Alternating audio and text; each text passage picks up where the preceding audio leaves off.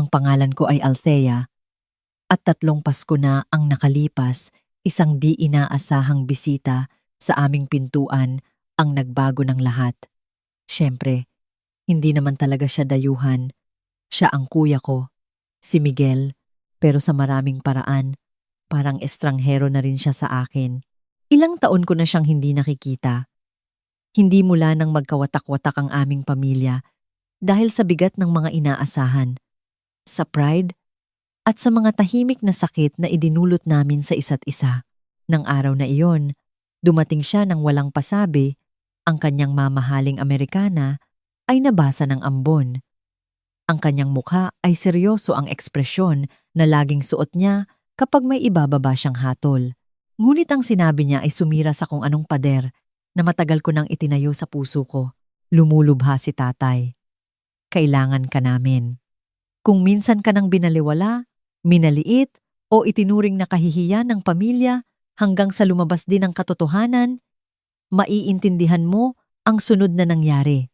At kung nakaka-relate ka, baka gusto mong samahan ako dahil ang kwentong ito ay hindi lang tungkol sa pera o tagumpay.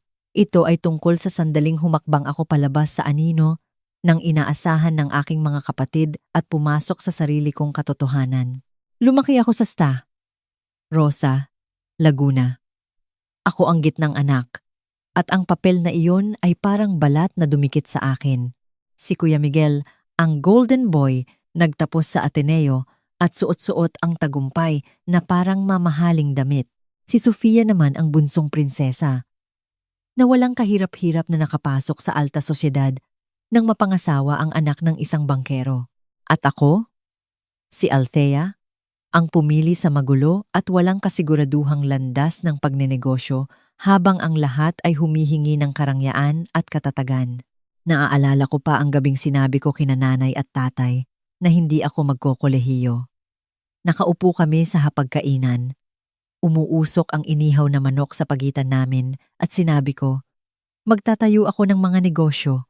Ang katahimikan ay mas mabigat pa kaysa amoy ng niluto ni nanay. Sa wakas, nagsalita si tatay, ang mga matay nakatutok sa kanyang plato. Sisisihin mo ang desisyong yan habang buhay. Umalis ako kinabukasan dala ang 10,000 piso, isang duffel bag, at determinasyon na inakala nilang kahangalan. Sa kanilang mga mata, tiyak na mabibigo ako. Isa na namang kwento ng mga pangarap na hindi praktikal. At nang hindi na ako bumalik, sila na ang gumawa ng sarili nilang naratibo. Si Althea, naghihirap. Masyadong mataas ang pride para aminin ang pagkakamali. Pero ang katotohanan ay mas kakaiba. Nadapa ako, nabigo, at halos masiraan ng loob ng hindi mabilang na beses. Nabuhay ako sa instant noodles, nagtrabaho ng 18 oras araw-araw, nawalan ng mga kaibigan dahil sa pagod at stress. Ngunit sa gitna ng apoy na iyon, may naitayo akong totoo. Ang aking security company ay lumago mula sa isang maliit na ideya patungo sa isang patented technology na nagpabago kung paano pinoprotektahan ng maliliit na negosyo ang kanilang data. At 6 na buwan na ang nakalipas. Naibenta ko ito sa halagang 2.5 bilyong piso. Hindi iyon alam ng pamilya ko. Para sa kanila, ako pa rin ang kapatid na naghihirap, na may mga luma ng damit at walang kasiguraduhan sa buhay. Kapag nag-aalok si Kuya Miguel ng tulong sa upa, magalang akong tumatango. Kapag iniaabot sa akin ni Sofia ang mga luma niyang designer dress o mas malala, mga gift card para sa interview clothes, ngumingiti ako at nagpapasalamat. Hinayaan ko silang manatili sa kanilang mga ilusyon. Hanggang sa dumating ang tawag, nahulog si nanay at nabali ang balakang. Ang alaala ni tatay ay mas mabilis na nawawala kaysa sa gustong aminin ng lahat. At si Kuya Miguel, na laging ehekutibo, ay nagpatawag ng family meeting para paghatian ang mga responsibilidad. Mag-ambag kung ano ang kaya, sabi niya. Ang boses ay matalas at mapanghusga. Kaya't inempake ko ang pinakaluma kong maong at sweater, iniwan ang eroplano sa runway nito, at sumakay ng commercial flight pabalik sa Rosa, hinayaan kong magmukhang maliit muli dahil hindi pa ako handang sirain ang palabas, hindi pa. Pagpasok sa bahay na kinalakihan ko, parang bumalik ang mga taon. Nakatayo si Kuya Miguel sa may pinto. Nakakrus ang mga braso. May bahagyang ngiti na para bang alam niya kung saan ako susunod na mabibigo. Kanina ka pa namin inaasahan, sabi niya habang tinitingnan ang luma kong duffel bag. Sa loob, pareho pa rin ang lahat. Si tatay sa kanyang silyon, mas payat at mas tahimik kaysa sa naaalala ko. Si nanay na abala sa kabila ng kanyang pilay. Nag-aalala pa rin sa mga pagkaing hindi na niya dapat niluluto. Ang kanilang pagmamahal ay totoo, pero kahit doon, ang mga tanong ay balot sa awa. Kumakain ka pa ba ng sapat sa budget mo? Tanong ni nanay, habang hinihipo ang braso ko. Nang gabing iyon, dumating si Sofia kasama ang asawa niyang si Anton. Kumikinang sa perlas at may dalang mga makintab na shopping bag. Namahagi siya ng mga regalo na parang isang reyna. Mamahaling alak para kay tatay, seda para kay nanay, leather para kay Kuya Miguel. Nang ako na ang aanutan, inabot niya sa akin ang isang gift card sa isang department store para sa mga damit mo sa interview. Sabi niya, nang malambing, at ngumiti ako. Lagi naman akong ngumingiti, pero sa loob-loob ko, gumagawa na ako ng desisyon. Kapag hiningi na nila ang patas kong parte para sa pag-aalaga sa aming mga magulang, sasabihin ko sa kanila ang totoo. O baka naman, naisip ko na may halong kapilyahan. Ipapakita ko sa kanila. Kinabukasan, inayos ni Kuya Miguel ang sala na parang isang boardroom. Ang kanyang laptop ay nagpro-project ng mga slides sa pader makikinang na larawan ng mga luxury assisted living facility, mga detalyadong gastos, mga long-term projection. Sina Sofia at Anton ay nakaupo sa sofa. Handa ang kanilang mga panulat na parabang pipirma sila sa isang malaking kasunduan.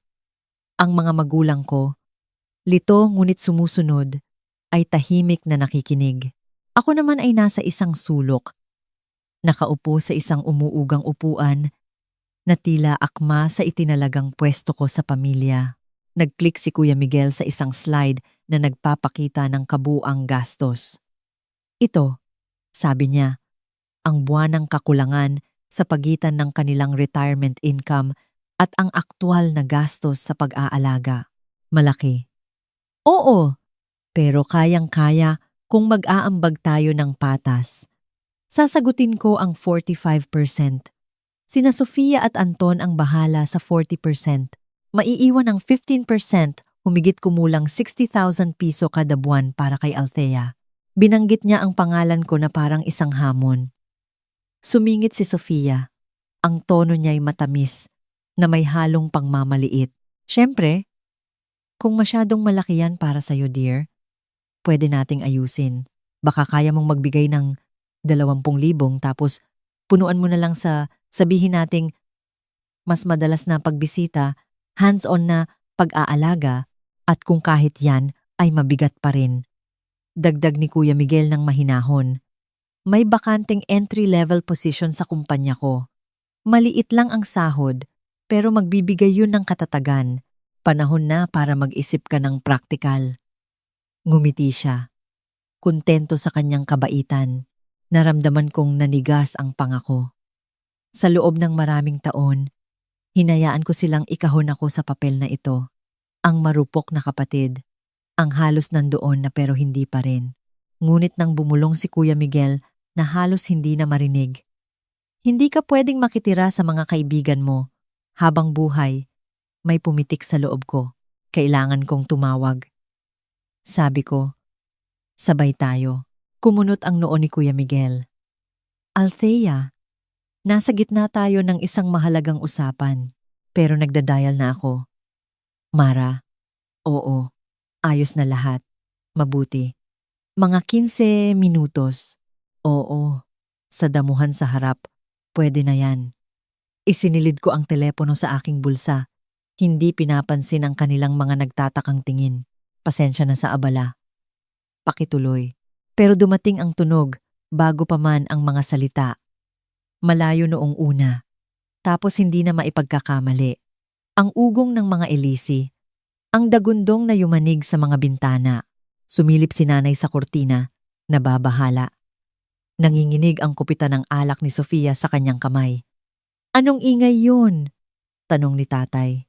Nagmartsa si Kuya Miguel papunta sa bintana. Bakas ang inis sa kanyang mukha. May helicopter na lumalapag sa damuhan. Lumingon siya sa akin. May alam ka ba rito? Dahan-dahan akong tumayo. Ang puso ko ay kalmado sa unang pagkakataon sa loob ng maraming taon. Oo, sundo ko yan. Sandaling katahimikan. Tapos kaguluhan. Napasinghap si nanay, bumubulong. Diyos ko po, habang kumakapit sa braso ng kanyang silya. Namutla ang mukha ni Sofia. Tumawa si Kuya Miguel ng malakas, matalas at hindi makapaniwala. Nagbibiro ka, sabi niya. Naglakad ako papunta sa pinto at binuksan ito. Ang itim na helicopter ay marahang lumapag sa damuhan. Ang piloto ay nagbigay sa akin ng isang matikas na saludo. Hindi ako nagbibiro. Sagot ko. Sabi mo hindi ko kayang bumili ng kotse. Tama ka. Mas gusto ko to. At sa sinabi kong iyon, lumabas ako. Ang malamig na hangin ay humaplos sa aking pisngi habang ang pamilya ko ay nanigas sa may pintuan sa likuran ko. Inabutan ako ng piloto ng headset habang umakyat ako sa leather na upuan. Ma'am Althea, ayos lang po ba ang lahat? Tanong niya sa gitna ng ugong ng mga elisi. Usapang pamilya lang. Sabi ko na may bahagyang ngiti. Alam mo na yon, habang paangat kami, lumingon ako.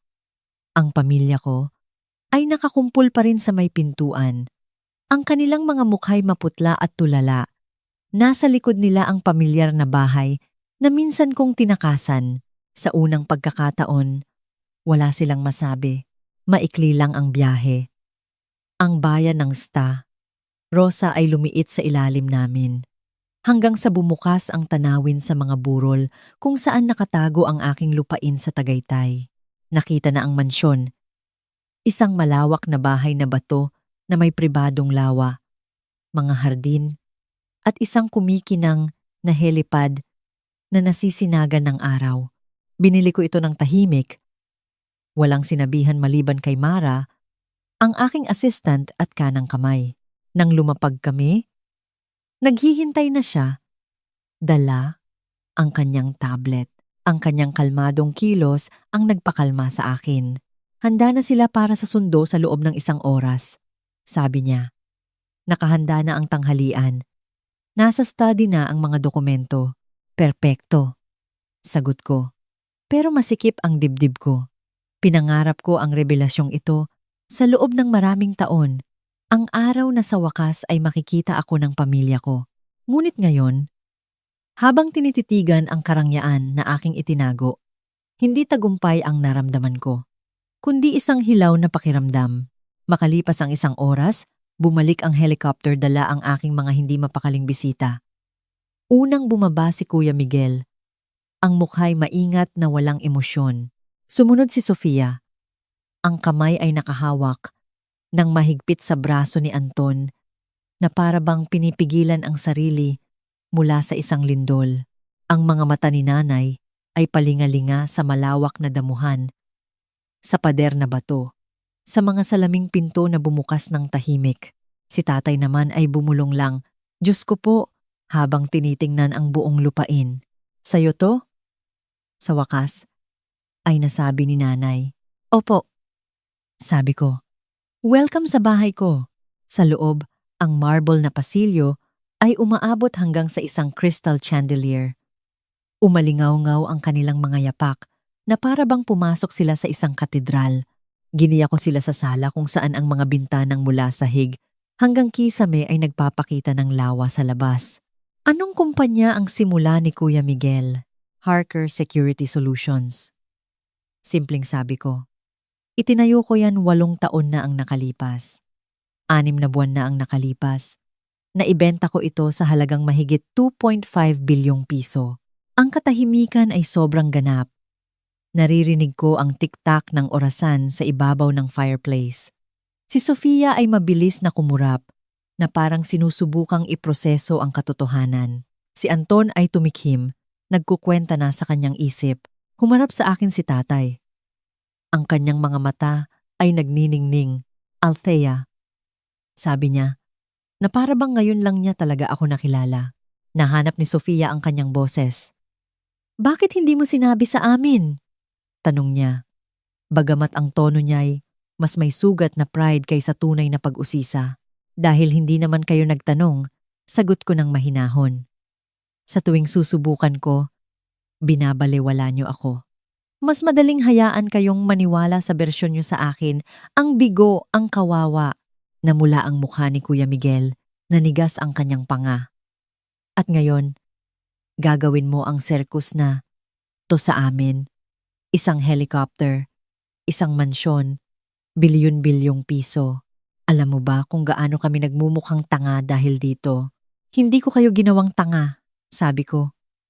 Kayo ang gumawa niyan sa sarili niyo. Bumuo ako ng buhay. At hindi kayo nag-abalang tingnan man lang. Sumenyas ako kay Mara, na naglagay ng isang portfolio sa mesa.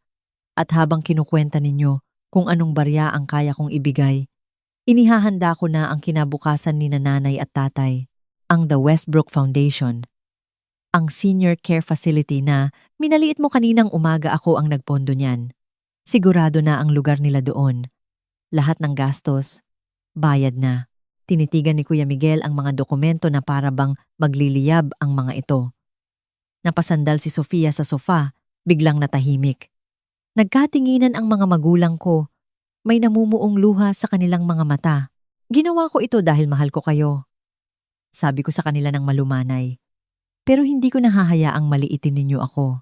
Sa unang pagkakataon, ang katahimikan sa silid na iyon ay may dalang respeto sa halip na panghuhusga. Ang katahimikan ay nabasag, hindi ng galit, kundi ng isang bagay na malapit sa pagkamangha. Iniabot ni tatay ang kanyang nanginginig na kamay at ipinatong sa akin. Alam ko noon pa na iba ka, Althea. Mahina niyang sabi. Hindi ko lang naintindihan kung ano ang itinatayo mo. Pinunasan ni nanay ang kanyang mga mata gamit ang panyo. Akala namin, pinoprotektahan ka namin, bulong niya. Pero baka pinoprotektahan namin ang aming mga sarili sa pag-amin na hindi namin alam ang lahat. Bumuntong hininga ng malalim si Kuya Miguel, nababasag na ang kanyang kompostura. May utang akong paumanhin sa'yo. Sa wakas ay sabi niya, pinagtawanan kita dahil kailangan kong isipin na bigo ka para maramdaman kong mas tama ang mga pinili ko sa buhay. Pero mali ako, tumango si Sofia. Ang boses niya ay mas malambing kaysa sa narinig ko kailanman. Gusto kong magkasya sa hulma, maging perpekto, kaya ikaw ang ginawa kong imperpeksyon ng pamilya. Hindi iyon patas, hindi iyon isang ganap na pagpapatawad, pero ito ay isang bagay na totoo, isang siwang kung saan dating nakatayo ang mga pader. Sa tanghalian, lumambot ang mga matatalas na sulok. Nagtanong sina nanay at tatay tungkol sa aking kumpanya. Hindi na may panghuhusga, kundi may pag-uusisa. Nakinig sina Kuya Miguel at Sofia kapag nagsasalita ako. Ang kanilang pangmamaliit ay napalitan ng pagpapakumbaba. Sa wakas, hindi na namin ginagampanan ang mga lumang papel ng Golden Boy, ng prinsesa. Kami ay simpleng isang pamilya na sinusubukang hanapin ang daan pabalik sa isa't isa. Nang gabing iyon, habang lumulubog ang araw sa likod ng lawa at binabalot ng ginto ang buong lupain, naglakad kami ni nanay sa hardin. Nakaalalay siya sa braso ko. Ang kanyang mga hakbang ay mabagal, ngunit matatag. Wala akong pakialam sa pera, sabi niya, habang nakatingin sa tubig. Ang mahalaga, pinapasok mo kami ulit sa buhay mo. Huwag mo na kaming isara sa labas. Pangako. Nay, sabi ko.